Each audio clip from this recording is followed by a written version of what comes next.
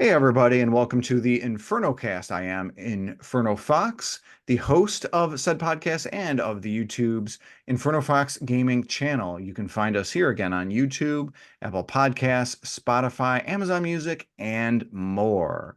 Joining me is my fantastic, wonderful, amazing crew, and we're going to be talking about indies. But before we actually jump into that particular topic, let's go through our main cast, and it is starring Astrimedes. He is a developer and co-owner of Second Place Games. Astrimedes, thank you so much for joining us. Happy to be here talking about my favorite topic, indie games. Absolutely. So you're the star. You got the hat, you got the whip. We have to. What does he say? Get off my plane? No, no ticket. That's what our hero says. That's right. No ticket. Joining him is his lovely love interest, Jason the 13th. Really? When did this happen? Exactly. Of the YouTube channel, Jason the 13th. Jason, thank you so much for joining us. Not a problem at all. We're going to be a little goofy today, aren't we? We also have Short Round, my partner and partner in crime, Jamie Owls. Thank you so much for joining us, Short Round. Did not expect that, but I'm going to be here. We also have Hillbilly Harticus. He's my good friend and resident hill slut, and I totally forget what his name is from the first and the fourth movies. He had the beard and the mustache. Simbu, help me out here. What was his name? Not Kali. What was it? Trying to think of his name.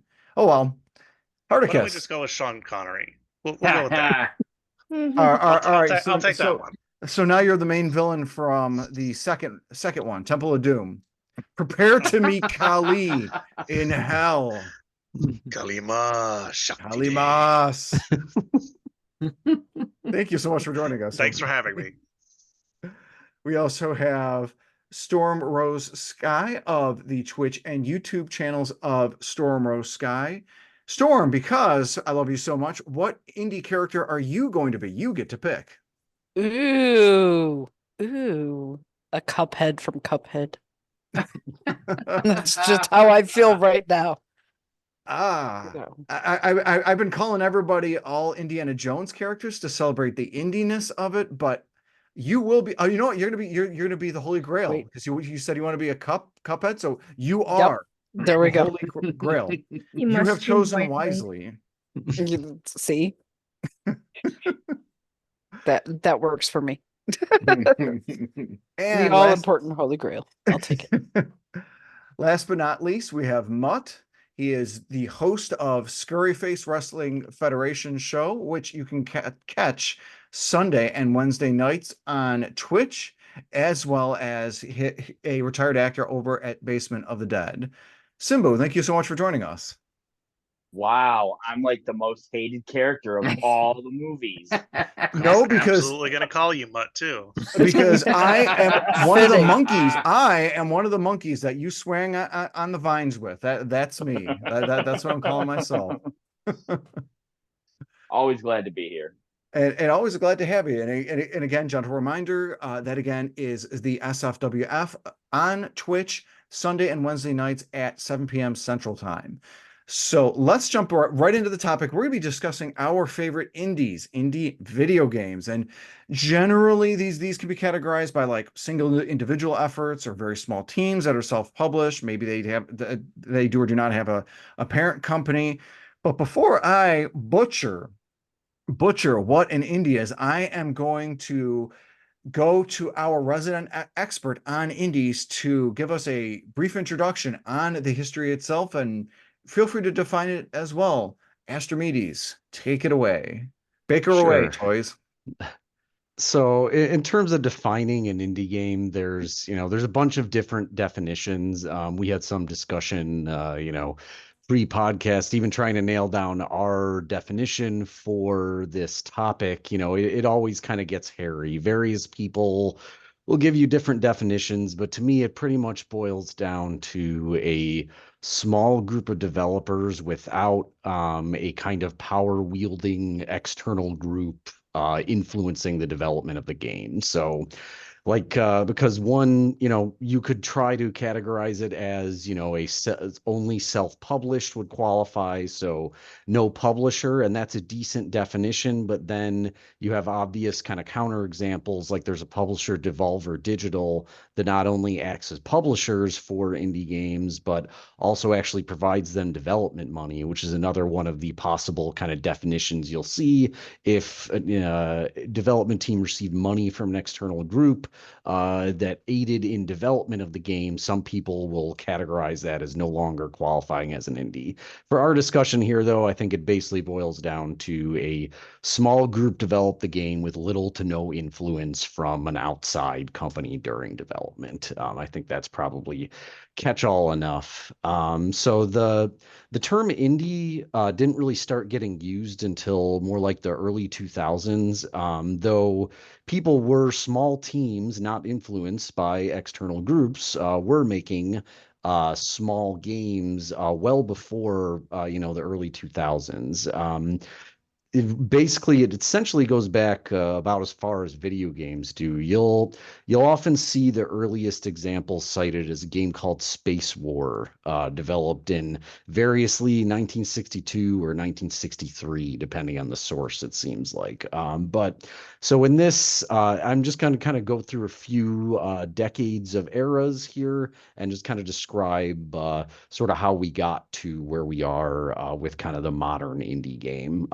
I guess I'll mention too, in terms of categorization, another kind of inherent part of the indie sort of mantle, it seems like, for something to be lauded as an indie, often it has kind of unique or sort of experimental traits. Sometimes just a game that sort of feels very unusual and doesn't feel like it has kind of the largest budget as all the other AAA games will kind of almost wear like an indie game by default sort of moniker. So it's very common that indie games are often sort of looked to as like the more kind of experimental games, which of course makes sense. They're developed by smaller groups of people. So with that out of the way, I'll talk a little bit about kind of the 60s and 70s. This is kind of the pioneering era, you could say, of indie game development. It was still basically the pioneering era of game development, video game development in general. But you saw a lot of games being developed in research labs and universities. Like that, the game Space War was made by Steve Russell, is a name I see most commonly associated with it. But so these guys had limited technology, and they were almost all guys, of course, just by the makeup of people attending these universities and kind of people in tech. Fortunately, we do seem to be seeing a better move to more inclusiveness there. But so these people had limited technology and resources. Most of their development was by small teams or individuals just by default at the time. There wasn't, such a thing as a big, well built out company with hundreds or even dozens of developers to work on these sorts of things.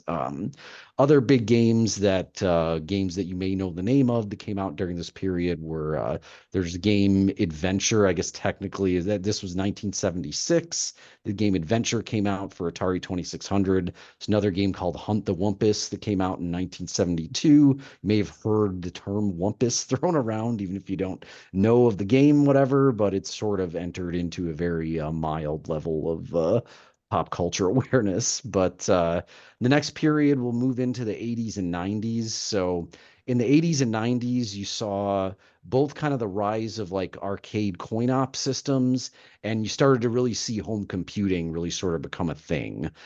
So there's actually a boom of developers that were actually making co-op games, people that were essentially doing the hardware development themselves and kind of experimenting a bit in this space. But you saw a lot more sort of home or indie development going on, and platforms like Commodore 64 and the ZX Spectrum As I mentioned on the last cast, the UK, there was a lot of home computing and home development going on in this period on some of the systems there, like the Sinclair, I believe, was a popular computing system in the UK over there at that time. There were simple game creation systems like the language BASIC and Pascal. There were early versions of game engines like Adventure Game Interpreter, that if anyone remembers the old-fashioned side view adventure games. The Scum engine was another example of one of these. But so some notable games that came out this time were the game Rogue came out in 1980, which was technically the first roguelike game, dungeon exploration, procedurally generated dungeons, randomly placed monsters and potions, and the player essentially moves around on a grid. The game ZZT, which shared many of those same features, but allowed more sort of easy development and customization, was released in 1991. And another game with very clear rogue lineage was the game NetHack, which came out in 1987 and really kind of just extended and built upon the kind of concepts introduced in Rogue. And I'll end up talking more about NetHack later in the podcast here. So by the 2000s, we started to see kind of digital distribution, and this is sort of when the sort of modern indie renaissance first really started to become a thing. So we had Steam and Xbox Live Arcade providing indie developers with sort of wide open spaces. Well, Steam much less so in the beginning. Became much easier to get onto Steam as time went on as an indie developer. But Xbox Live Arcade definitely, and me personally, I started to experiment with indie game development in this period. I saw these Xbox Live Arcade games coming out, games like I made a game with zombies in it. It was a very simple, amusing song written and performed by the single developer, and the game very clearly made by a single developer, extremely simple. It didn't even have an end. The game always crashed before you got to the end, I remember discovering. But it was, for me, it was sort of a light bulb moment, realizing this was not something that, only geniuses could do. And Microsoft actually released the XNA game framework in this time period, where it became pretty easy to actually write games you could release on PC and Xbox, which is kind of what hooked me initially with the idea of writing games. So along those lines, you start to see some of these like game engines, general purpose game engines start to be created. Unity, Game Maker, and Unreal Engine all first started coming to the fore somewhere in this period. So now you had kind of powerful tools and engines accessible to indie developers. They didn't have to do every part of it themselves. Open source projects like Blender let indies make their own 3D models with free software. Software called GIMP for image editing became pretty popular as a go-to image editing solution that was free, unlike Photoshop. So there were a lot of games, ton of games released in this period. Cave Story was another example. Cave Story was 2004. Cave Story was kind of the early wave to me, sort of like the pre-indie wave. Cave Story, I think, was made by a single developer over the course of 5 years. So that was 2004, and then really like 2008 or so to me is like when you started to see like just the real kind of the legitimate first wave start to hit. You had games like World of Goo, Braid, a bunch of other games came out on various kind of platforms where it was possible at this time, and to me, Xbox Live Arcade was a big one. Yeah, and I'll just interrupt a bit. I know the modern world of indies as we know it today with the inception of games like Cave Story. That I feel like that is how we got to where we're at now. You wouldn't have really gotten to that if you didn't have something like Cave Story, and it just the impressive efforts of that one individual making the game for 5 years. It cannot be understated. Yep. Sorry, Astrimedes, I had to jump in there because I have a special love for Cave Story. No, it's great to point out because I mean it demonstrates the fact that, Cave Story was a very early example where, kind of the general populace, not just people who are already kind of in this scene, started to sort of become aware of the fact that there were small developers releasing games that you weren't necessarily going to see, usually any marketing for, um, or any intentional marketing efforts anyway. So I'll move on to around the 2010s. You started to see like 2011, Minecraft came out. You started to see a lot more kind of mainstream recognition of these games. The game Limbo came out in 2010, and so did Super Meat Boy, which the indie game movie came out that was largely, in large part about the development of Super Meat Boy and some other kind of contemporary games of the period. We started to see more democratization of game development tools. Unity and Unreal really kind of started to dominate the market at this time. There's a free and open source software called Tiled, which I personally use myself, is often used by indie game developers to make defining maps and making your grids and stuff easier. And you also start to see platforms like Kickstarter and Itch.io give alternative funding options and distribution channels for a lot of these indie developers. I know personally these days, anything I do, quote unquote, release, since I'm not very good at finishing games as a developer, I'm much better at experimenting with them. I use Itch.io myself as kind of a free and safe way to make a public link I can provide to people and possibly allow some minor amount of discovery. Um, so into the 2020s. So what can we say about the 2020s versus these other time periods? So the scene definitely continues to thrive. We started to see, to me, I think it's interesting that a new sort of game engine sort of entered the fray. You had this Godot engine, Godot, that started to gain traction in part because of missteps by Unity, a closed source software that want to start to charge developers money. Now you have examples like the Godot engine, which is a totally open source and completely free to use example that actually is uh, essentially replaces a lot of the features of Unity. You definitely seeing kind of increased competition at this stage of the game. There's a lot more things being released. I suspect even large companies maybe are smarter about making small releases, but it is. I feel like the sweet spot for recognition as an indie developer was probably right around that 2008 period, where you started to have a couple platforms, you had a couple tools, and it was more possible to get noticed versus now. It's great that we have all these different games, but it really is a flood. And, people have thrown around the term, indie apocalypse for many years now. I don't think it's really a real thing. I don't think there's going to be a day when, every single indie game fails and it's impossible for any games to make money anymore. But I do think it is a lot harder to kind of make it these days. So I'm sure people know a lot of examples, but I'll give a couple random indie examples more recently. So we have games like Hades, which came out in 2020. There's a game called Spiritfarer, also came out in 2020, got a little acclaim and recognition.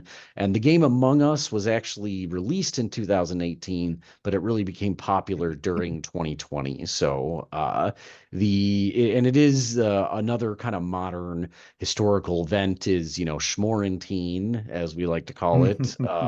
On this show really did Game Among Us, for example, was sort of a direct beneficiary. I want to say it was the beginning of that time period that Among Us started to really get a lot of attention. But I think a lot more people even started kind of playing more things, looking for particularly multiplayer things, and sort of prompted even more recognition. So it's been interesting to see kind of like the journey. It's been something that's been really kind of close to me since I'm essentially an example of someone that did sort of latch on to this movement right in sort of its modern era.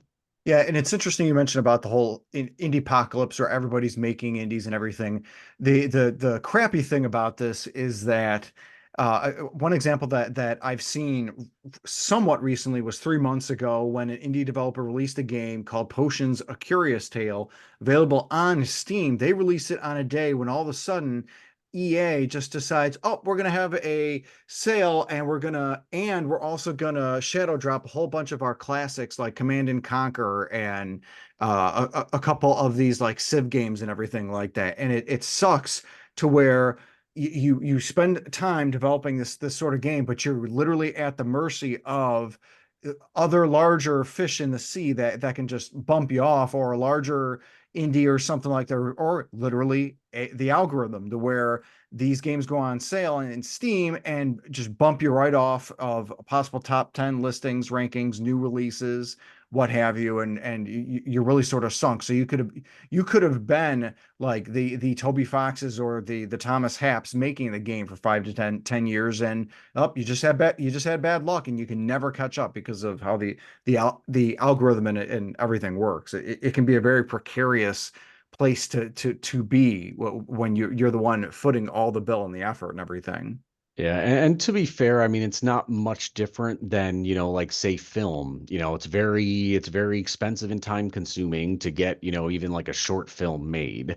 And without a marketing budget, even though there are digital distribution platforms out there now, we've all seen all the weird tiny movies that are released on some of these platforms, but how many of us have ever, watched them? It's like the constant challenge where without marketing, discoverability, is always going to be tough. I think we've just seen, it's interesting because we've sort of lived through a time period where the availability and just the amount of games has, just so exponentially increased over the time that we've been around and paying attention to these things, that it's now becoming, like just like any other kind of art form in some respects, where the public consciousness is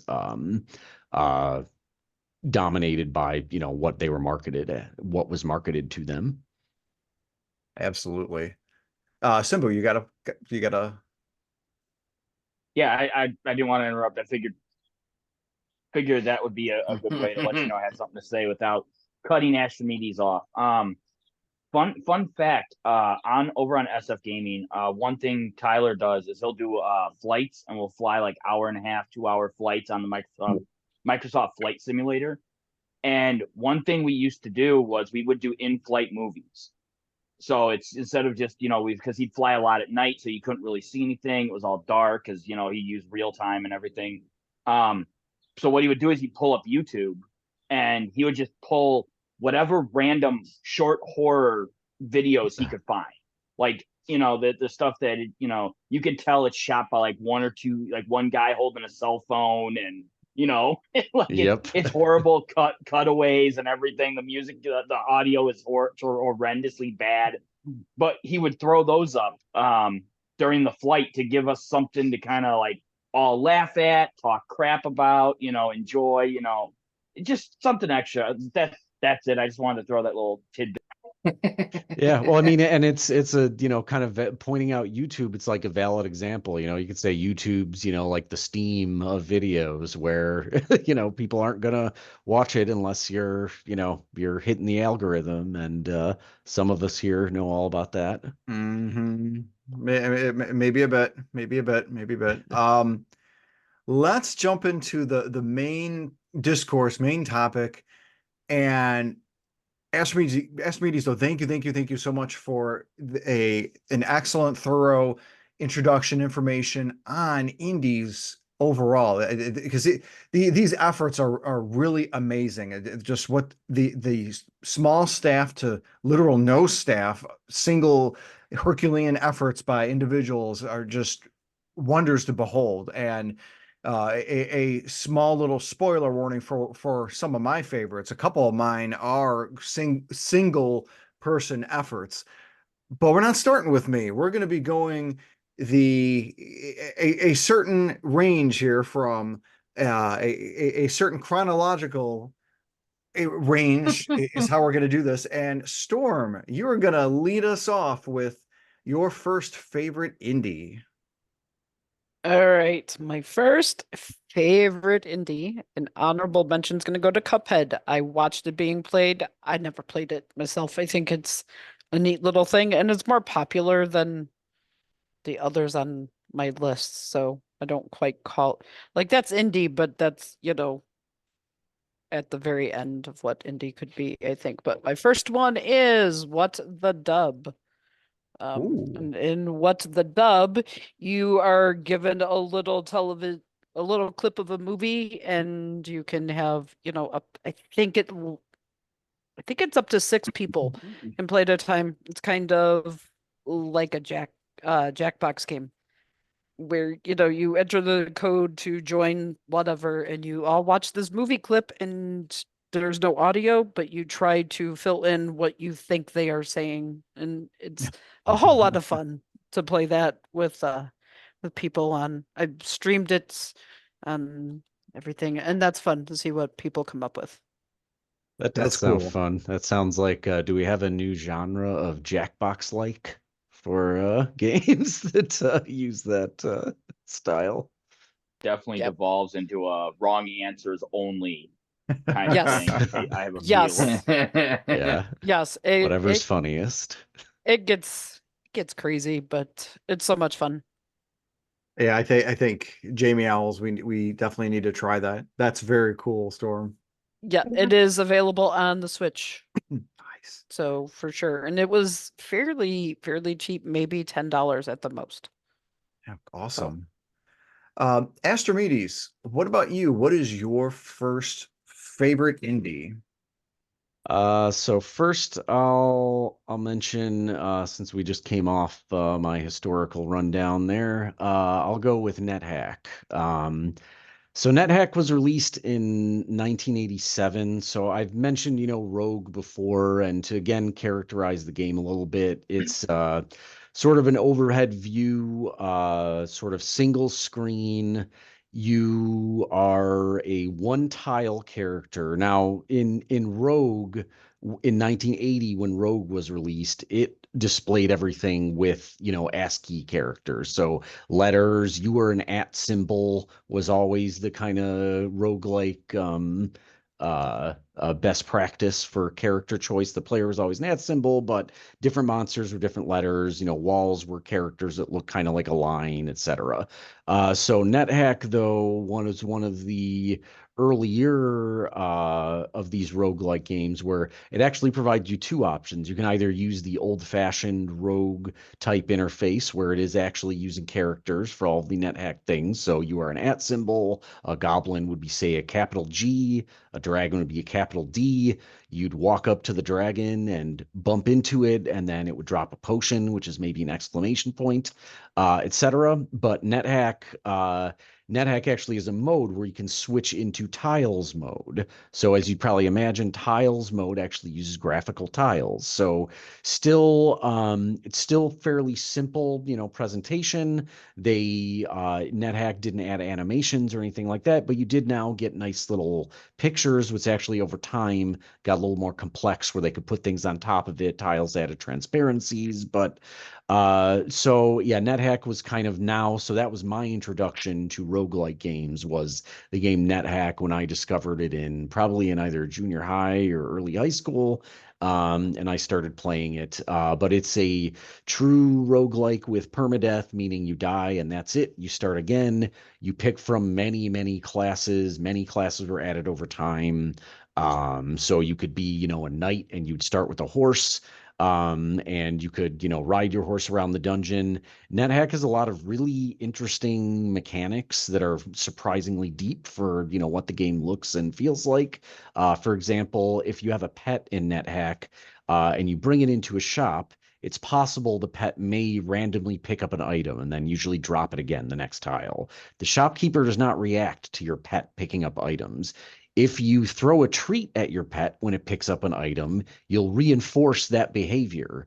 So you can train your pets to steal from shops in NetHack, and you can actually use the treats there. You feed them food and kind of train their behavior otherwise. But NetHack's also, so aside from the gameplay, NetHack's kind of interesting because so that first release was in 1987, and development is actually technically still ongoing. That in 1987, 1.3D was this first well-known release.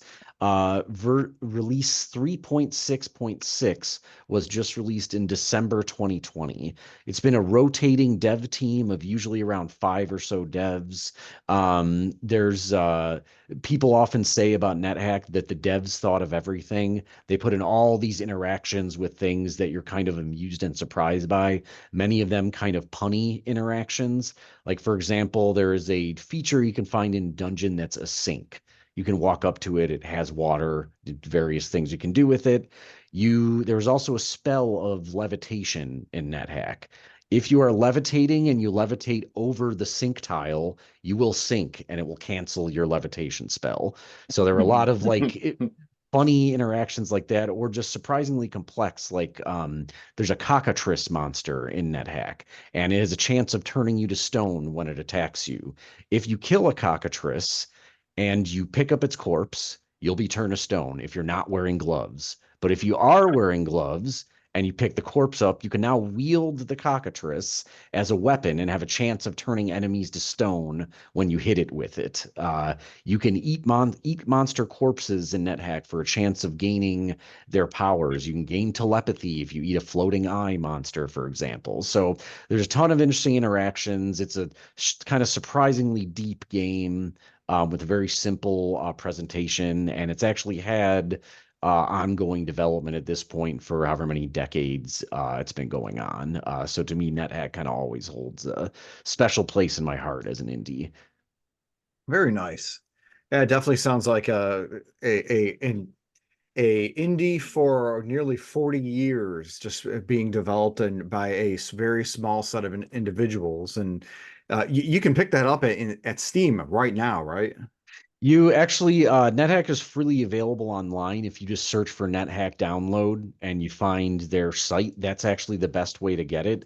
Because the game's just free and open, there have actually been releases on Steam that are kind of capitalizing on being able to make money off of NetHack, even though it wasn't people that developed it. Like there's something called, I think, either Vulture's Eye or Falcon's Eye. They might actually do the same thing.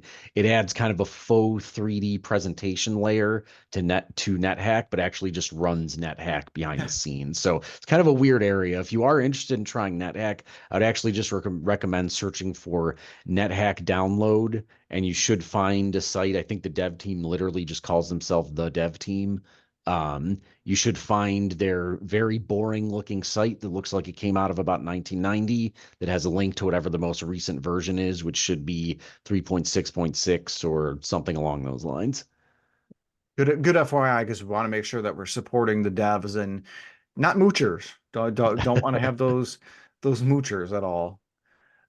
Not speaking of Jason the 13th, because he is not a moocher.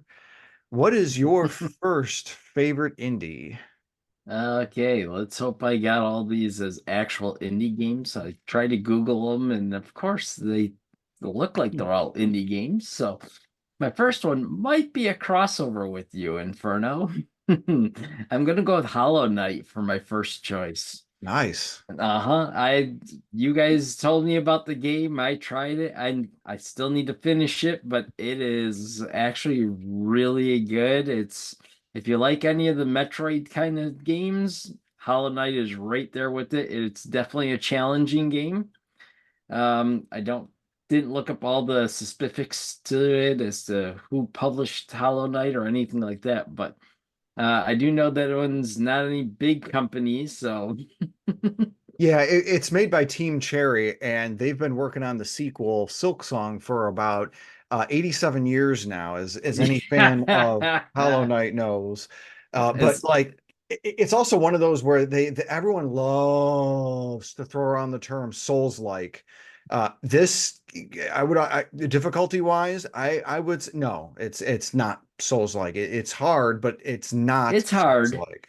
I was gonna say it's hard, and when you die once, you leave a little ghost behind, and you reset back to where you were. And if you can't get to your ghost, then you actually lose stuff if you die a second time. But if you get your ghost back, you pretty much get all your stuff back. So Yeah, and I think that's the only thing that I would classify besides the difficulty as it being a Souls-like, because yeah, the main knight itself controls like a dream. It moves fantastic, moves quickly, does not have a parry that makes them invulnerable. Although I'm saying that, and seem to remember there was a move that made him burst. There's a dash move, I think, Yeah, right? and I think he Yeah. is invincible. So, maybe it is more Souls-like than I'm giving it credit for. Maybe for everybody. Such a diluted term, though. That I haven't Souls-like played term. I enough kind of hate it. Souls games to Yeah. justify calling it a Souls-like or not. To me, like, if you're not talking about like Bloodborne or something else that is very directly, or Sekiro, something that's very much like trying to be like, has very, very similar mechanics, like people just mean it's hard. I feel like a lot of the time when they say Souls-like. Yeah. So, Harticus, what is your first favorite indie? The first one on my list I have is Stardew Valley. Oh, you're starting off strong. That's an Yeah. excellent. It's if you've ever played any of like the Story of Seasons, or I guess you might even compare it to Animal Crossing a little bit, Rune Factory. I can't remember the original series now that it was kind of spun off of. Harvest Moon, maybe? Yeah, I think Harvest Moons, things like that. So it's mainly a farming sim. It's so much more though. You've kind of got a dating sim built in. You've got combat when you go into the mines. It's a if I remember correctly, it was only like one real creator to it, but it was published by Concerned Ape. Came out in 2016. It's basically been ported to everything since then. It's just a charming little game. It's got fishing also. Like there's just so much to it. And I've heard there's an expansion to it that just came out, or like a bigger patch that just came out this last year. I have not had a chance to go back to it yet, but yeah, I've got 175 hours into Stardew Valley, and I feel like I still haven't even really touched on the full thing. Yeah, Jason Schreier in his book Blood, Sweat, and Pixels featured Stardew Valley. It was one of like 13 video games that he spoke of. And you're right, it was literally one guy making the game, and he just did not release it. He just kept, oh, it's not good enough, it's not good enough, it's not good enough. And then it was a thing where like he was just working on it exclusively, and maybe he'd work part-time at Walmart or something, and his girlfriend worked full-time to support them. And then he finally gets at the end a big backer to actually give him money to finish it. And that last year pushes it out, and it goes nuts sales wise. And yeah, they're good on money now. So nice. Oh, I have no doubt about that. It's on iOS, I believe every console, PC. That game did explode and has got a massive fan base. Yeah, and it's very, very well worth all the praise and everything like that. Absolutely. Speaking of one-person devs, my first favorite, I'm going to go with my top favorite. I'm not going to pull any punches. My absolute favorite indie of all time is not these two. It is Axiom Verge, developed by Thomas Happ and released, I want to say, in 2014 or 2015. And it's funny, Jason the 13th, you would know why this would be one of my favorites, because it's a very close, it's modeled very, very closely off of Metroid, up to and including kind of how the world looks, the doors and everything like that, some of the monsters and whatnot. But then Thomas Happ, he throws a curve on a number of things, like there's a recoder that his gun gets that literally glitches the game. It doesn't actually glitch the game, but the premise is that it glitches it, and you can use that to corrupt the environment and go through walls, or find your way, or corrupt the enemies and turn them into blocks, like that kind of stuff. And me being a huge soundtrack music lover of video games, he also made the music to it, kind of just like the creator for Stardew Valley. Hap actually made all the music, and it is phenomenal. It is absolutely top three in my mind of the Metroidvanias. Number one is Super Metroid, two is Symphony of the Night, and three is Axiom Verge. And like Stardew Valley, it is available on almost all major consoles. I really wish I would have pulled the trigger and picked up that Wii U physical copy because I think it's worth like $1,000 now or something like that. But I mean, I've got Switch copies of it, so. But yeah, definitely one of my all-time that is my all-time favorite indie. One of my all-time favorite Metroidvanias and a very big favorite of just like video games in general. But Jamie Owls is going to let us know one of her favorite indie games. All right. So I'll be honest, I haven't really played a whole lot of indie games, but I do have picks, and there are some that I have played. And number one on my list is the game called Kena Bridge of Spirits. It came out in 2021, and it's an action adventure video game. And the story follows a young spirit guide who uses her magical abilities to help deceased people from moving from the physical world into the spirit world. And I had a lot of fun with it. And you find these little, they're called Rot. They're these little spirit guides that you find throughout the game. They're so cute and adorable. And it's just a really fun story. There's like 3 major levels that you go through throughout the game, and you fight bosses. But yeah, that'll be number one on my list. So yeah. Nice. I have a feeling that intersects with somebody else. Actually, no, I thought about adding that one to my list, but I went with a different one instead. Oh, very nice. Yep, that internally for those of us not watching on YouTube, catching a podcast, Simbu had the perfect reaction that encapsulated my inner thoughts. It's okay, Jamie L's. I don't play a whole lot of indie games myself, but yes, Kena is definitely one that made my list in games. So, But Simbu, what indie would you like to lead off with? Well, I'm going to honorable mention real quick, just like Storm did. And I'm going to actually say the SFWF itself, as the game was created and developed by 2K, but on the spirit of indie development, it has a immensely dense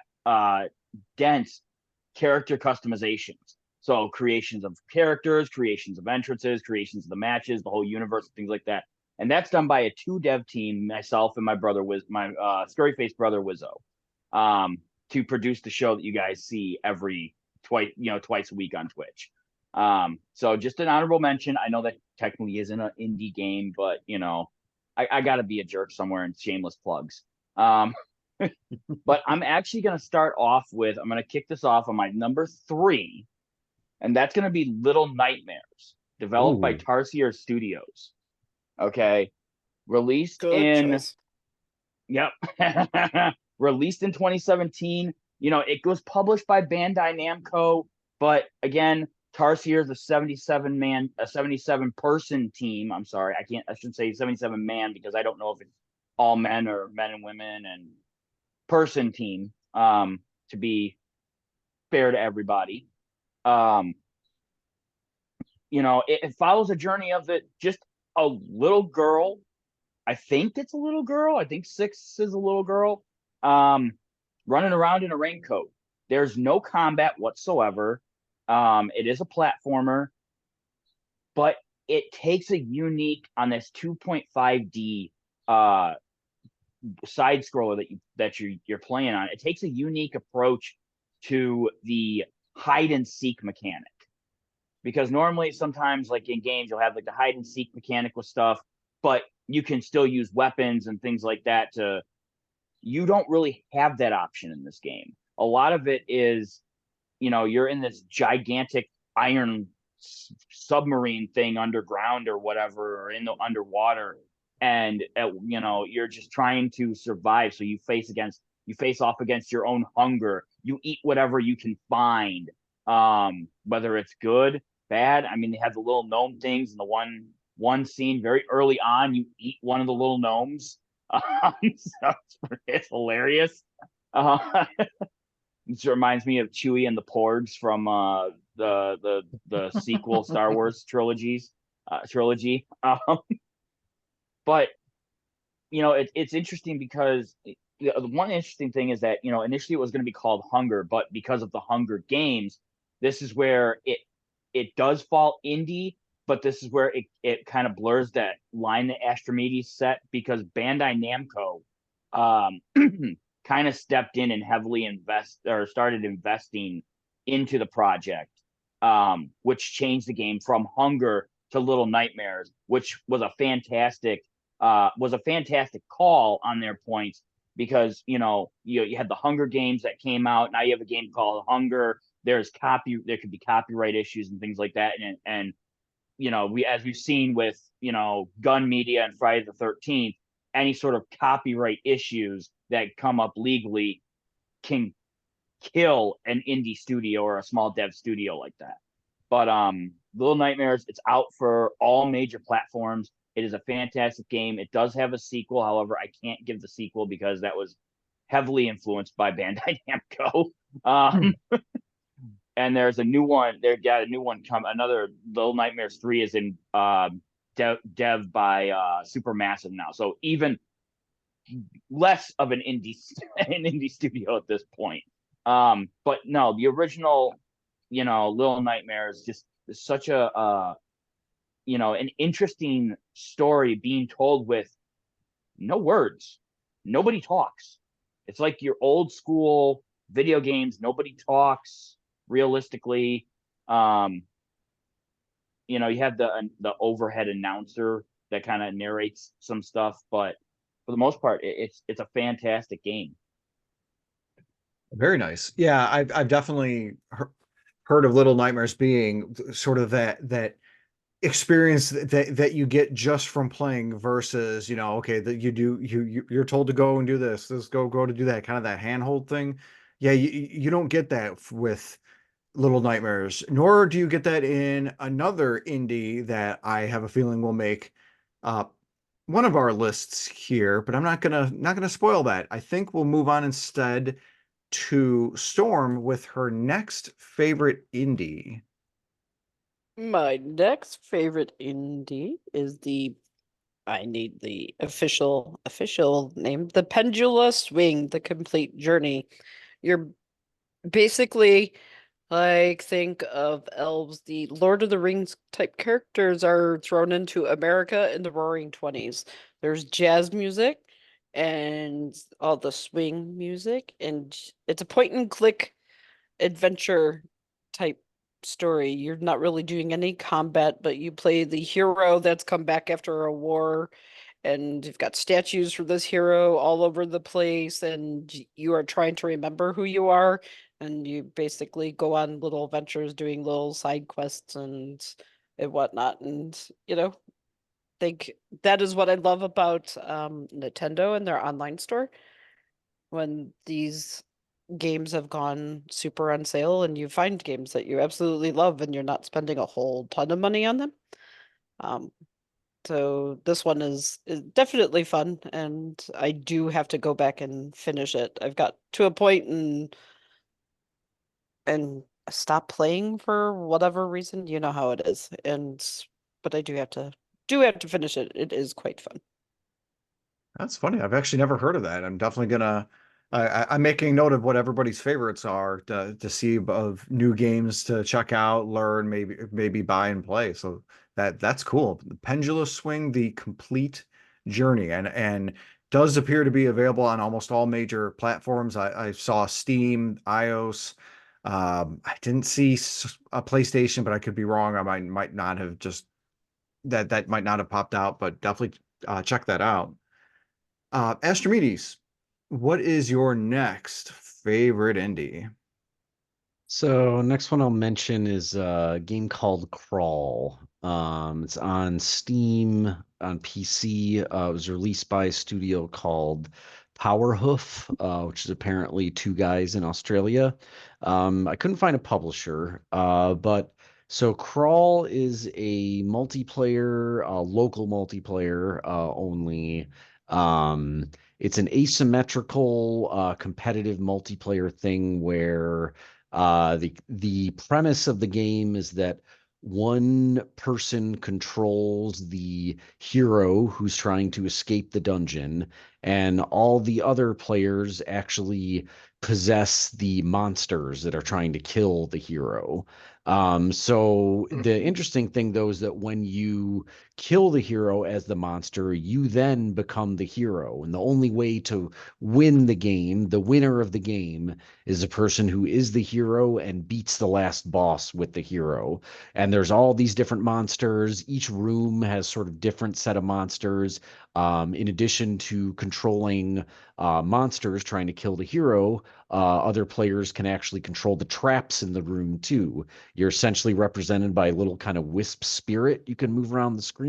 So you can jump into and possess a monster, or you can jump out of that monster at any point, or when you die, you're kind of ejected, and then you can jump into a trap, say, and shoot arrows at the hero, or there's sometimes other little objects in the room you can manipulate to do something harmful or disruptive to the hero. But I played that game a lot with friends of mine locally, and it's a tough game to get into because there are like dozens and dozens of different monsters, and they all have very different moves and work differently. So like the skill ceiling, the skill floor to be competitive with a group of players is, can be difficult if you don't know it really well already. But it's got really neat kind of theming. It has this kind of like glitchy, very pixelated aesthetic to it.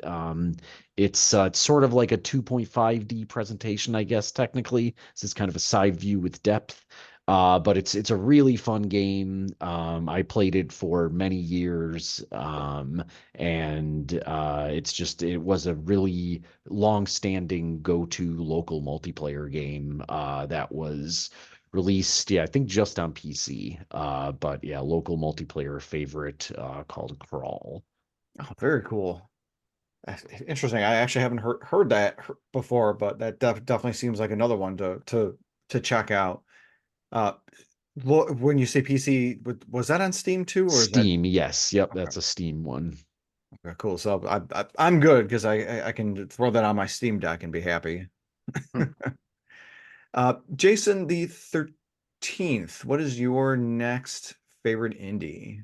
See, this is getting hard because we only stick to three. I don't know, man. That's gonna be hard choices here. But this is the one that I think that Jamie Ells might have on her list. It makes my list more because I got my nephew to play with me and actually he was we haven't finished it, but I actually had him playing it on his own and got him away from Roblox for a while. And that is Stray, where you're running around as a cat and going through a post-apocalyptic world where humans are gone and it's all these robot guys that somehow talk to cats. So, but it is actually a very fun and just a more relaxing game rather than Hollow Knight being the tough nut that it is. Straight, I mean, it has its actiony scenes, but it's more fun and just kind of a chill game more than anything. But when you get to, I can't remember what the little bug things are called when you're running around the sewers and all the bug things are hatching and coming after you. You get a little bit of action in there, but it's a fun game running around as a cat. A lot of exploration and whatnot. hmm Very cool. Yeah, that's definitely a really good game. Absolutely. Uh, but it's surprising just with the technology that they had. Seeing some of the behind the scenes stuff is cool because they use live cats and put the little motion cap ball, like they're like these little orbs or balls on them, and just recorded them doing all these different like all the actions and everything. motions. And anybody who knows and loves cats, as soon as you see like 5 minutes into it, especially when they put the harness on the cat right in the beginning, and the cat just kind of goes and falls over. It falls over. Almost exactly like how any and every cat would react when a harness would be put on them for the first time, if you can get them to behave enough to get it on them.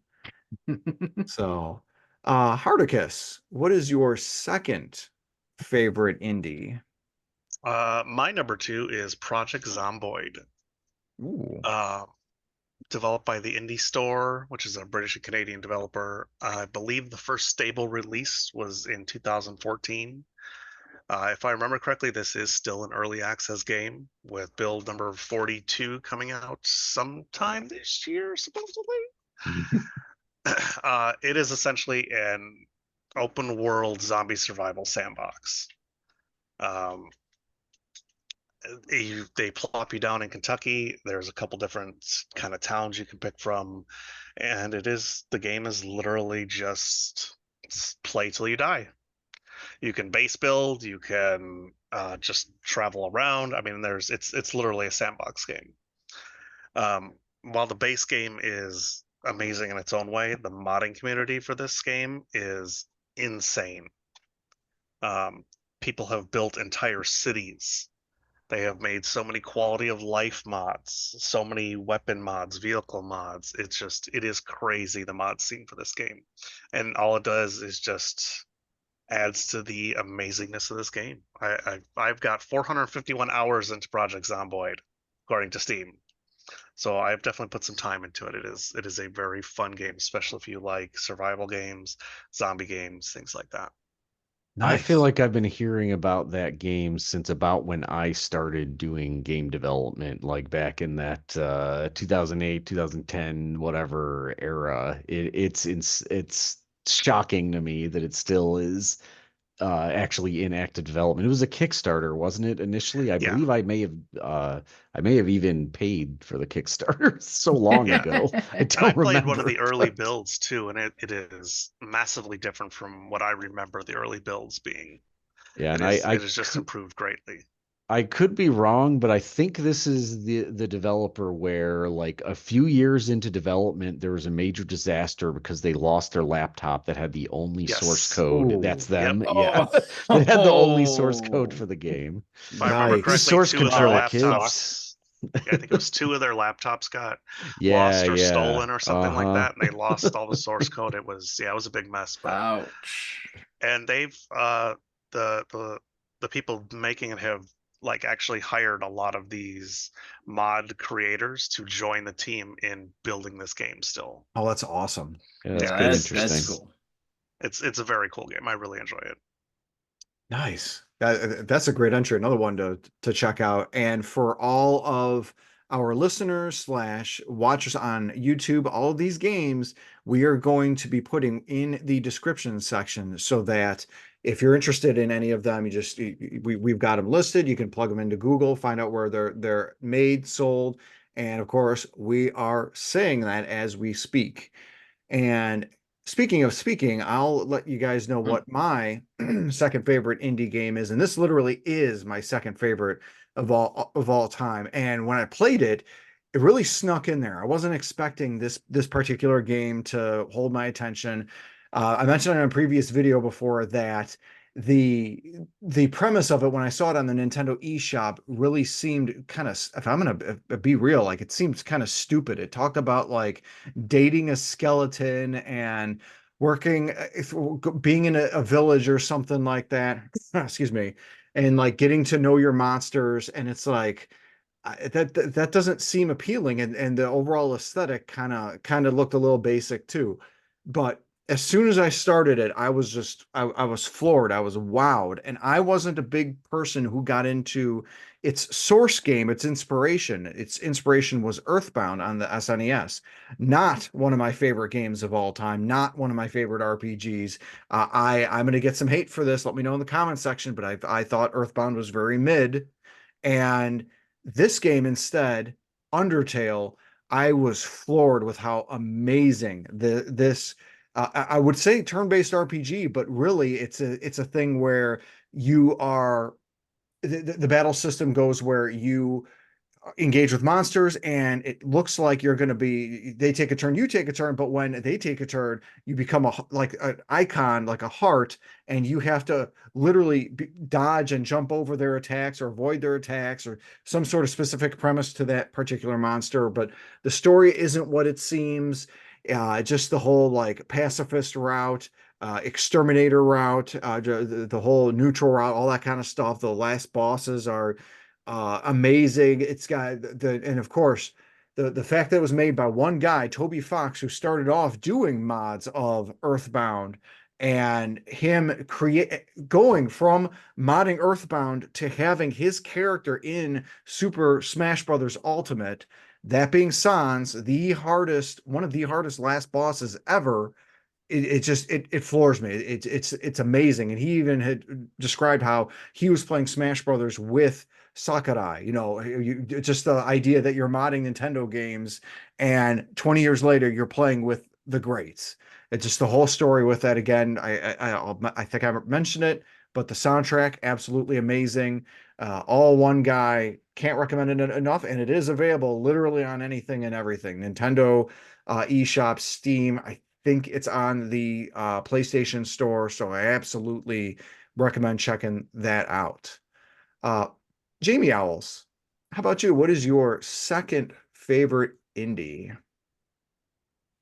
Well, my second one I was gonna pick, I don't know if we are allowed to overlap, but my second choice was gonna be Stray. That's what I thought was going to Yeah. happen. But no, it's fair. Yeah, I was gonna pick Stray as my second one, if that's okay. I remember, I think it was 2020 when they showed a brief little trailer of it, and I became so excited because not many games are made playing as an animal, such as a cat, which I love cats. And I remember for a full year, I been looking online at various news sources just to see if there's been any updates. And I remember just not seeing much of it, and I got worried. I'm like, oh my gosh, I'm not hearing any more news about it. I don't know if did the makers just drop it, or did it just get lost in the shuffle? And then like sure enough, beginning of 2021 or end of 2021, they made the announcement that's going to be released in April of 2022. And I just became so excited, and then started playing it. And of course, I got emotional, especially when the cat got separated from its family. Mm. But I really enjoyed it. I thought the makers of it did a really nice job, and hearing how they started it in 2015 and using different cats to capture the movements, and the one of the makers used his own cat as the vocals. So the cat that you're hearing in the game meowing, that's his actual cat. And I really hope that they would make a sequel, and hopefully the cat can befriend another animal such as a dog. I heard rumors of people talking about that's how the second one's going to be, but I don't know how accurate that is. But that does sound cool if you get to play as a dog as well. So fingers crossed. And if the makers of Strays hearing us, please make note part 2. Yes. I know they're working on an animated film for it, but Oh, with just the accolades for Stray. I mean, I know a lot of these awards and whatnot. I guess technically they're meaningless, but it did win Best Indie and Debut Indie in the Game Awards in yeah. 2022, as well as like Golden Joystick Awards among others. So it absolutely is such a fantastic game. Available, I believe, on the PC and of course on the PS4, PS5. And I think now on the Xbox too. Ah, gotcha. Hmm. Uh, so Simbu, how about you? What is your second indie pick? So I've talked about this game before. Y'all know I've talked about it on a couple casts already. Sorry, Develop. ET was not an indie. It was not an indie. Sorry, Yes, it was. can't allow it. Can't, Get it was off made my by Atari. plane. No, Grasshopper Manufacturer. Right before they were bought by, hold on, let me pull it up here. Right before they were bought by Gung Ho Online Entertainment. They released a game, a little known game that, I mean, if you were a guy in high school or just out of high school and you loved horror, what could be the two best things you could think of? My One, Little Pony. all right, Inferno, go ahead. Let's hear it. My Little Pony and Power Rangers, right? I mean, high school and horror, but I don't know how those two go together. Either one of them was horror, but sure. No, you were cheerleaders and zombies, and this game by Grasshopper Manufacturer married the two, and it became known as Lollipop Chainsaw. Grasshopper Manufacturer, of course, as of 2019, was only a 20-person studio. So you want to talk indies? That's getting down closer to Astrimedes level there. As far as sheer, people on staff. Now, obviously, they were part of Embracer. They were part of Embracer Group, and they were brought into a deal with something else and whatnot, and all that other bo jazz. But again, this is when they were still considered an indie dev. But it came out in 2012, action adventure game.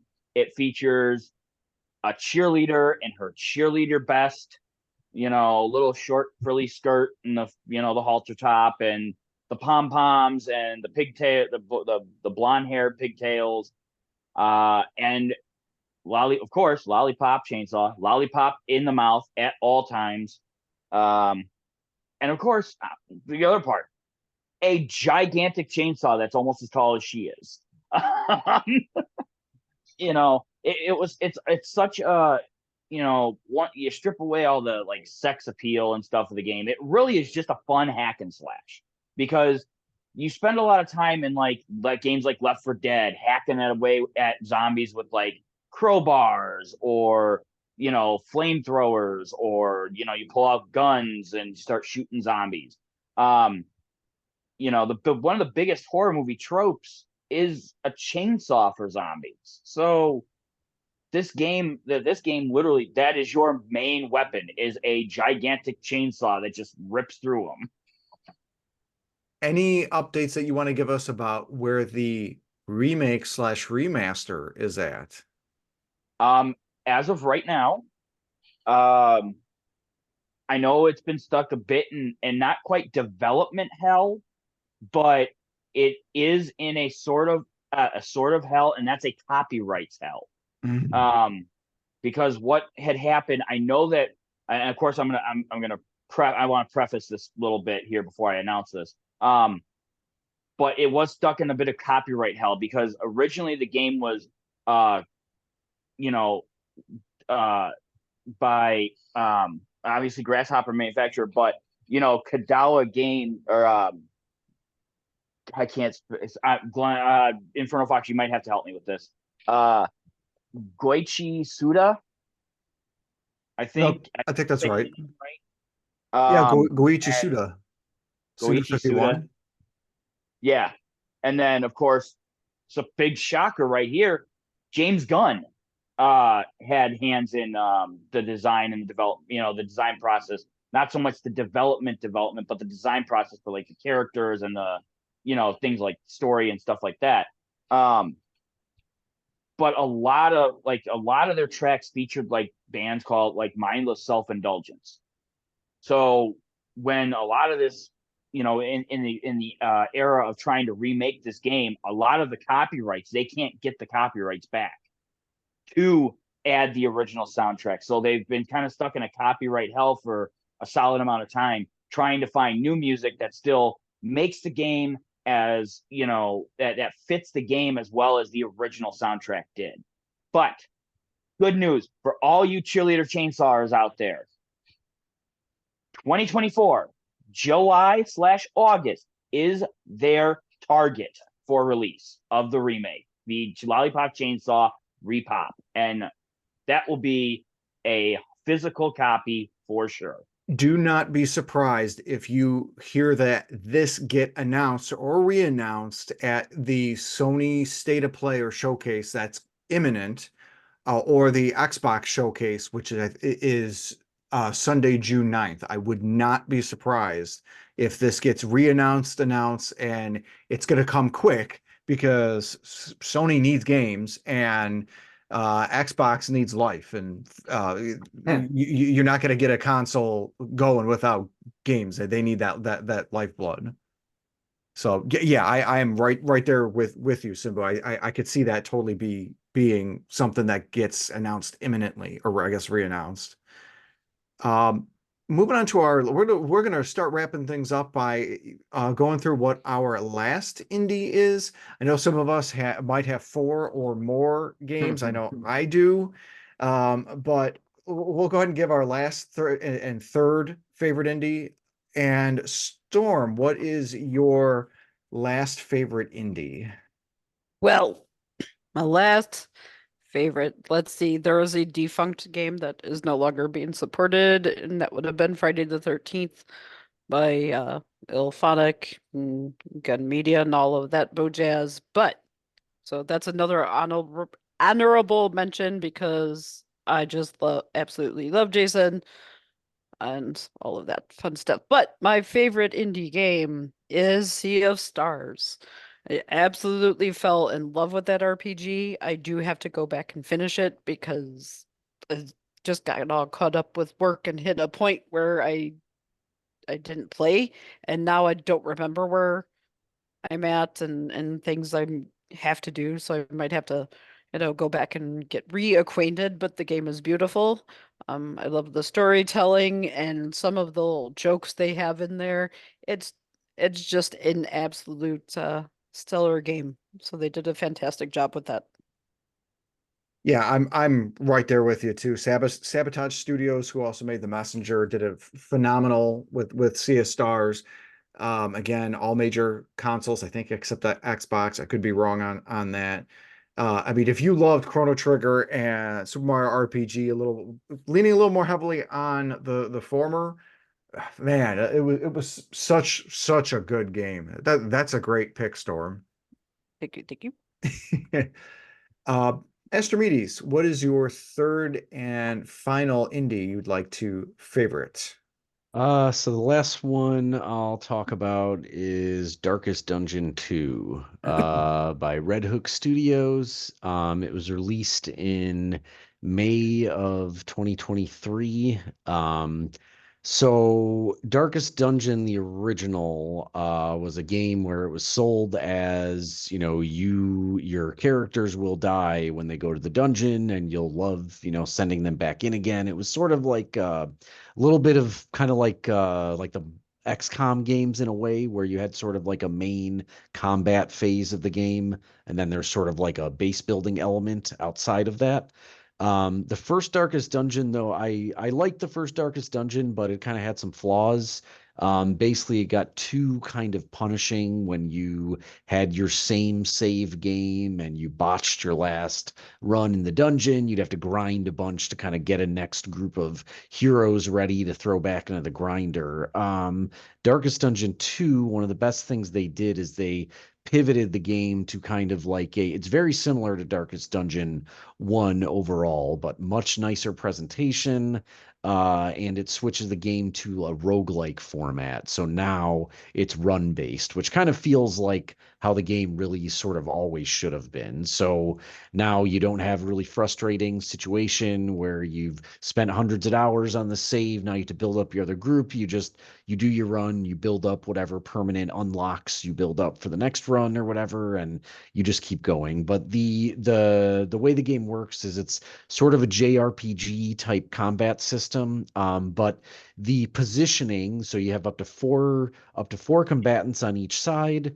The positioning is very, very important, though. If you think of like Final Fantasy 1, where like the front row took more damage and the back row took less or whatever. It's sort of like that, like on steroids, where every single move, hero and enemies, the positioning of the user has to meet a criteria, either one or more possible row positions they're in, and the position of their target has to also meet a criteria. So you can only pick, say, 4 or 5 different moves for your character. Each character has, more moves than that as options.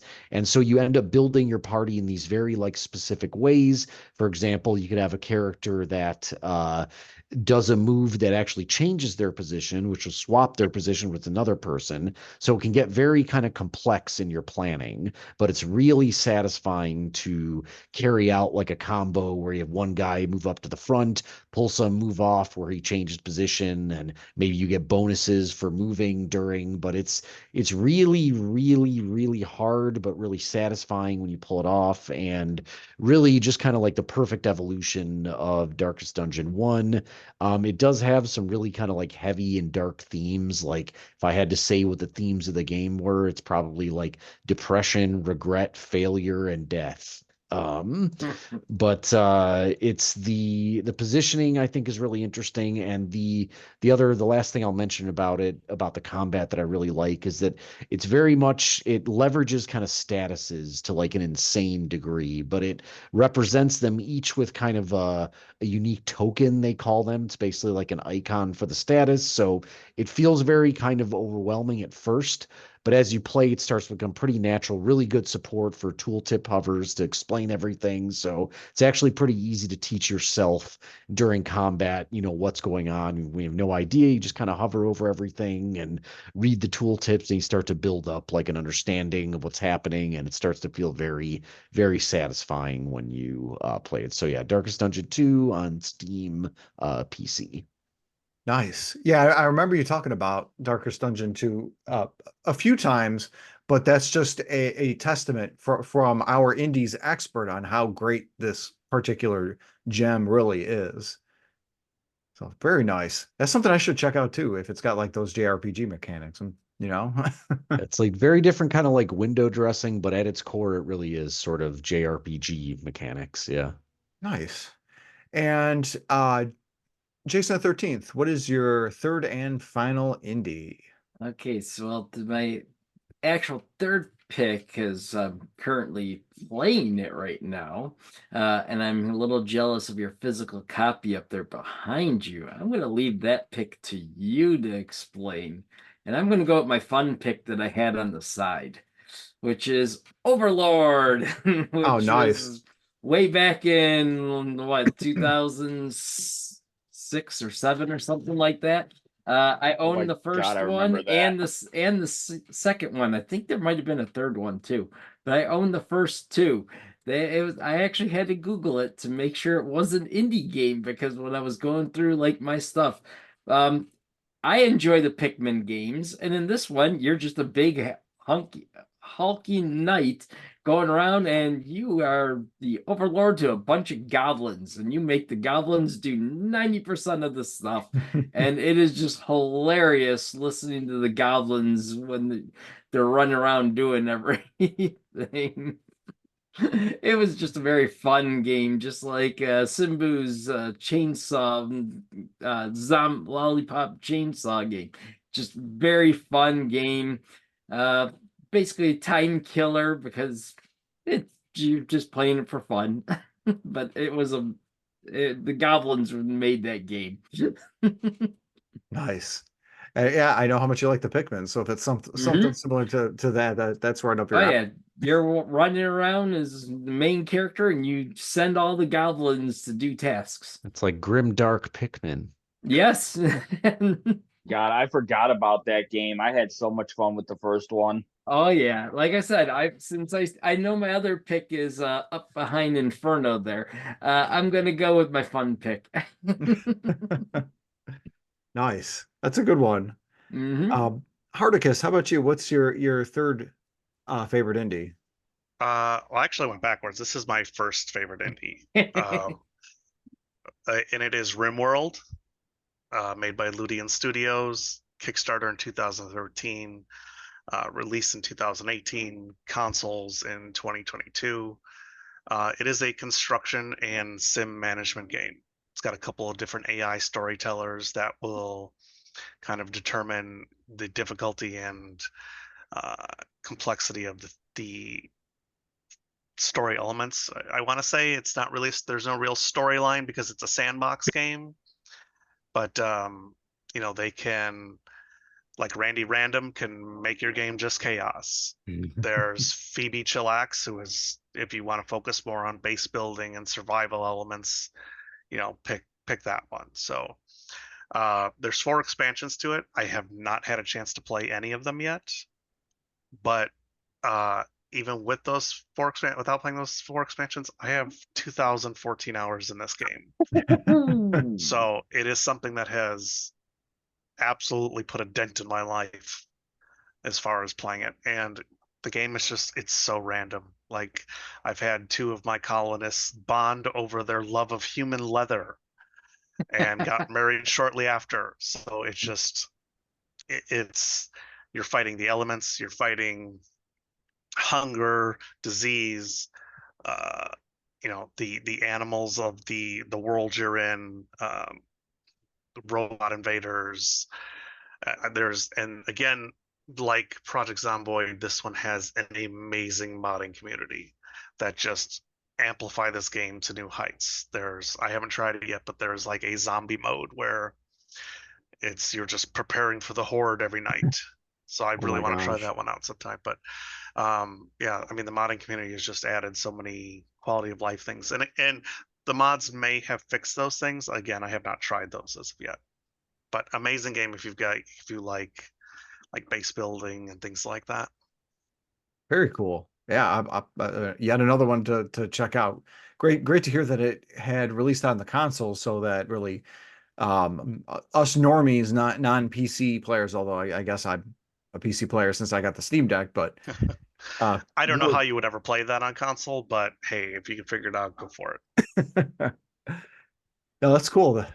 That's a definitely a great suggestion. I would love to check that out. Although I don't know if I have 2,014 hours to sink into a single game. Oh, that's many lost games also. Like, I heard a lot of fun stories about how things kind of like the storytelling elements you're talking about. I assume it's mainly kind of like the relationship stuff that happens between characters and stuff. Like somebody splits up and reacts badly and causes a crazy chain of events to occur. Yeah, there's like friendship and like, the different colonists can form friendships. Plus there's like essentially there's different modes to it, but the one I play the most is crash landing on a planet. And like, so there's, other people that have crash landed on that planet. There's tribes and they form relationships with those people. So like, sometimes the game can just randomly decide that one of your colonists has decided to insult one of the tribals, and they can end up attacking you. It's there's so many random different elements in that game. It's pretty crazy. That's awesome. Say Harticus, I think the only one that has your hours on a single game beat is probably our resident Fortnite expert, StormRoseSky. And the funny thing is, I tend to disagree. Yeah, I and probably this is have just him. Harticus's most played indie. This isn't the most played. If you want to put my top game hours up against probably all of you combined, we can do that. I've got wait. Because with Pokemon, I pretty much have the amount of hours wrapped up in yeah, we want to talk hours. You can't touch my Animal Crossing. Harticus has everybody beat. Everybody. I've seen it. Are you in actual years played, StormRose? Oh my. Animal Crossing 6,710 on one Switch. Nice. Hours. Yeah. That's hours. That's hours on one Switch. Not years. I mean, I am everlasting, something vampire, blah blah blah, I something, don't know how enter many something hours witty are in right a here. year, but I know how many That's- minutes thanks to rent. Yeah. I see what you did there. so yeah, there's 8,760 hours in a year. So I'm over that in another game. Nice. There Yep. you go. I know the game and I know the amount, and I'm not gonna say, just like his age. Oh yeah, you know, that It'll might come stir up in a stir podcast some somewhere along comments. the way. Mhm.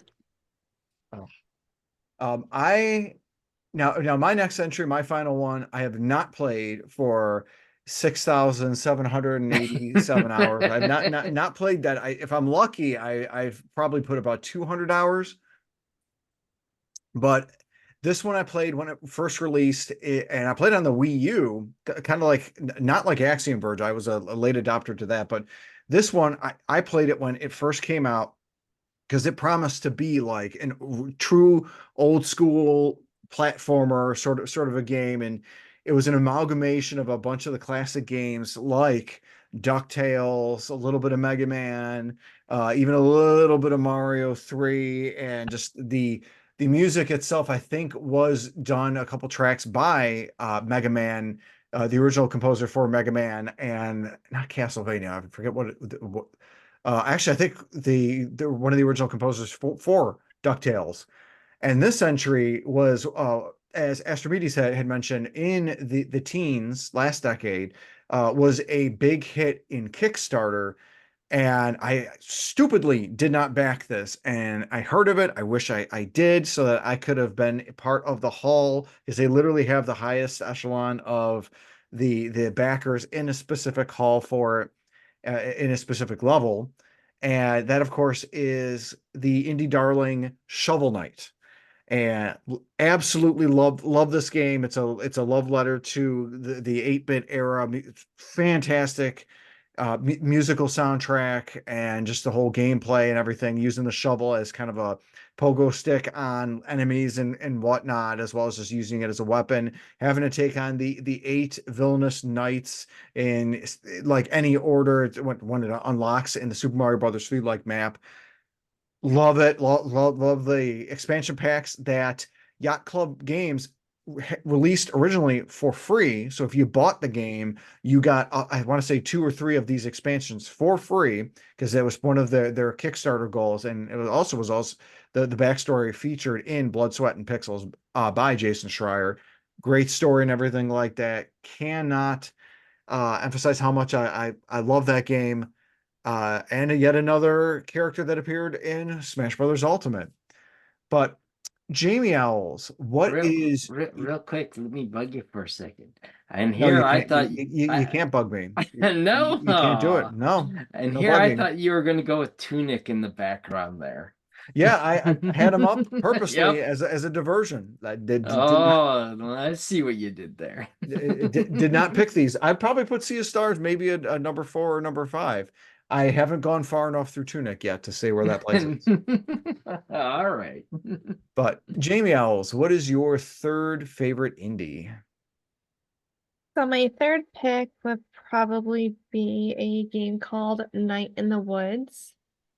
It's a single player adventure video game, and you play as anthropomorphic animals, and you play as a young female cat whose name is May.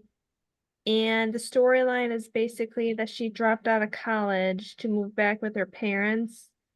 And she and 3 of her friends play in a band together. And then one night they were together, and May discovered a kind of like a creepy person that were in the woods, and she was following them to find out what's going on, but she ended up getting hurt. And due to that, she ends up having like these really weird dreams, and basically you have to figure out like what's going on. So it's kind of like a little bit of a mystery that happens, but it was a very low, chill, cozy game in my opinion. I had a lot of fun with that. If I remember, I think like there's certain actions that you select, and each action you take comes out with a different ending, if that's correct. But I really think it was a lot of fun, and I wouldn't mind playing it again. Nice, very cool. Yeah, one of our friends, Runjin Run, absolutely loves that game because it's kind of like based on his life insofar as he was in a high school band and had similar experiences to that effect and everything what the main character May had. Yeah, Very I like cool. Night in the Woods. It has a really strong kind of like author voice. You can really kind of like feel the vibe they're going for, and it feels like a very not in a bad way, but sort of product of its time too. Whenever it came out, felt like it was kind of the general young adult ennui kind of feeling and all that. Absolutely. Yeah, and just the aesthetics of it are really cool looking too. Just one of those really, like you said, it has that whole message in it and everything like that, and that voice. Very nice. Simbu, go ahead and round us out. You are our anchor. What is the final, not only your final favorite, but the final indie of the night that is going to get mentioned?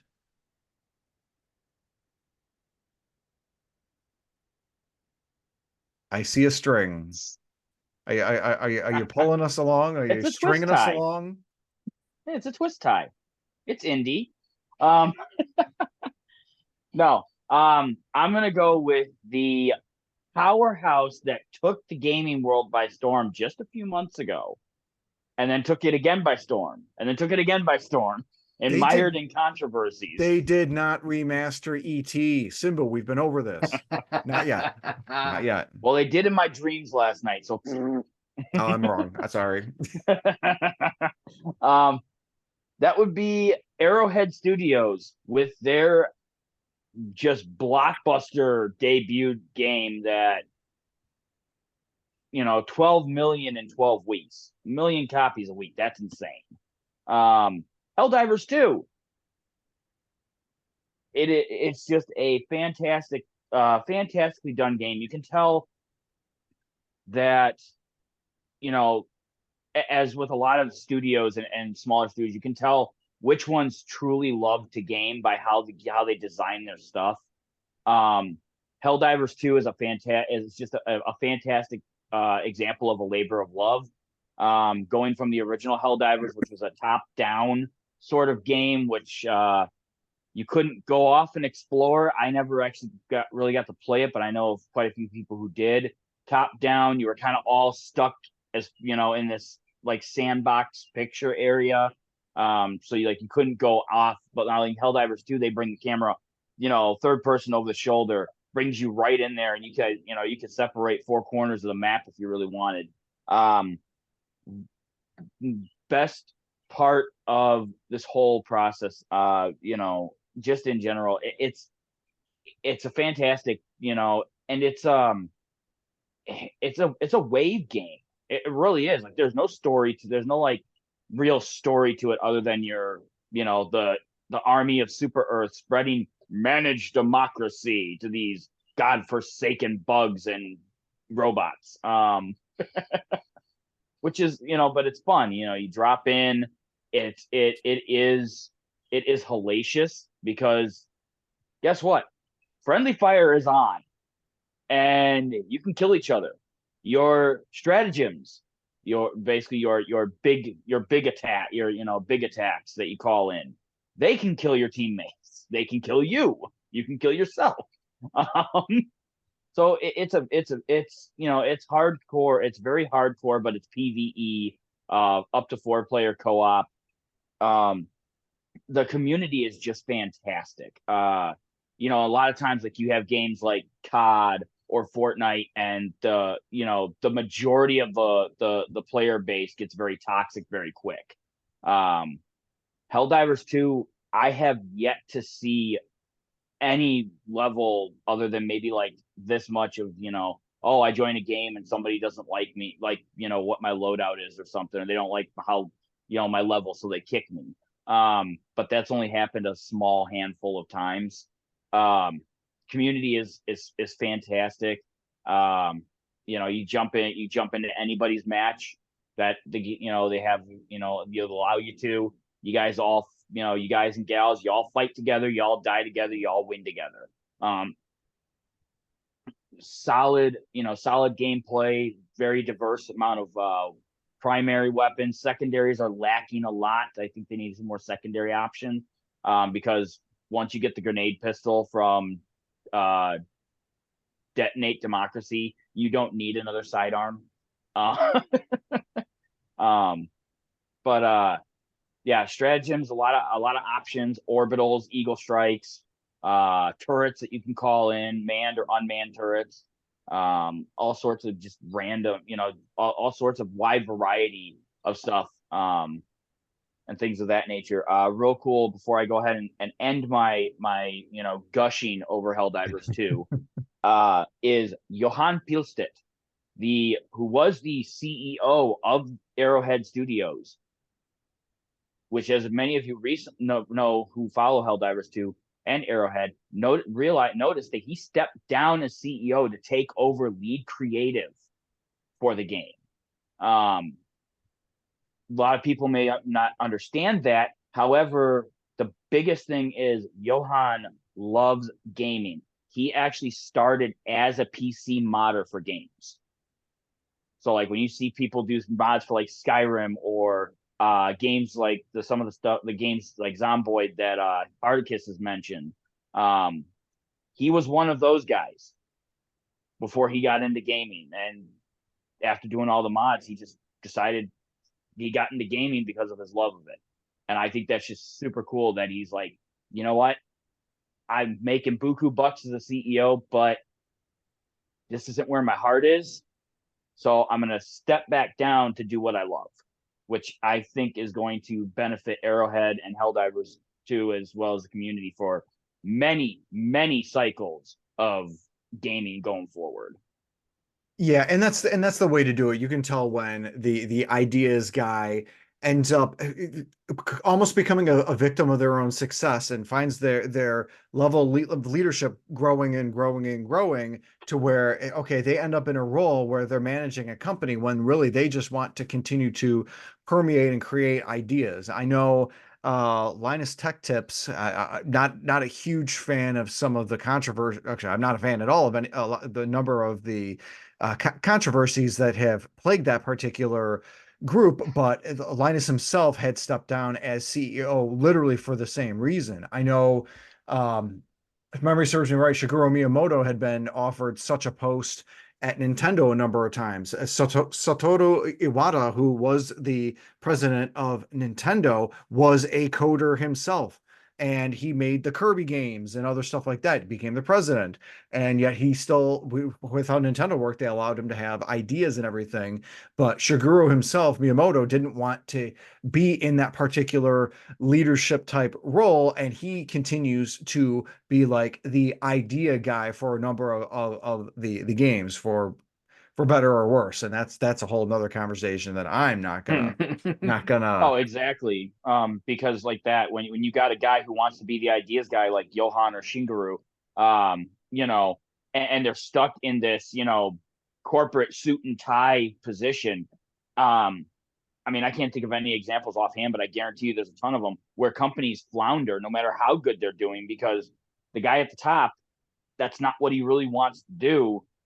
So he's always distracted by, man, that buyer's remorse. Like, man, I really want to just go back to making great stuff and let somebody else who, is better at these sort of business decisions and things like that take over, which is what Johan did in naming his successor as CEO.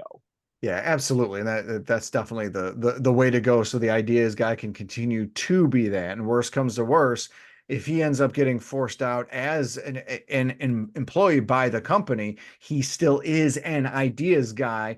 And just like Michael Scott in The Office, he can go ahead and make another Michael Scott paper company, and one after another, because it's not so much the company he created himself. He is the person. He is the man behind the idea. And I guarantee he could create another set of Arrowhead Studios and maybe bring a couple employees with them to be able to do that. And I know that that kind of thing has happened a number of times to studios that have like been bought out by large name companies like EA. But yeah, this has been excellent conversation regarding a number of fantastic indies. We're going to make sure to include all of our names and our picks. So if you're interested in looking these up and buying them either on Steam, Windows, PC, consoles, Switch, PS4, 5, Xbox Series, if they exist there, definitely feel free to check them out. And we are not sponsored or anything like that to get any money except Raid Shadow Legends. Make sure you download it now on the App Store. Yes, it's Raid Shadow Legends. No, we're And NordVPN. and Factor. Make sure to get your meals today from Factor. Use code FOX10 for your 0% discount that will not work. Factor.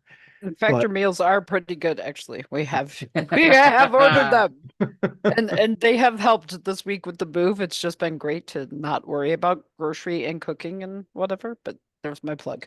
So your discount code is Storm666 for your Factor discount. Exactly. Enter There you discount go. code Of 0.0. FAKE123. You'll receive a nice 0% off coupon. Woo! That's right. Oh, I thought they would receive the nice error discount. That too. It depends. It's a really cute error. You'll enjoy it. But again, huge thank you to the fantastic cast and crew. We got links to all their various content where applicable. And finally, huge thanks to you, the listener/viewer. We appreciate you joining us, and make sure to join us next time for next week's episode. That will be available just like this Tuesday evenings / check it out first thing Wednesday mornings. We appreciate you joining us, and have a great day.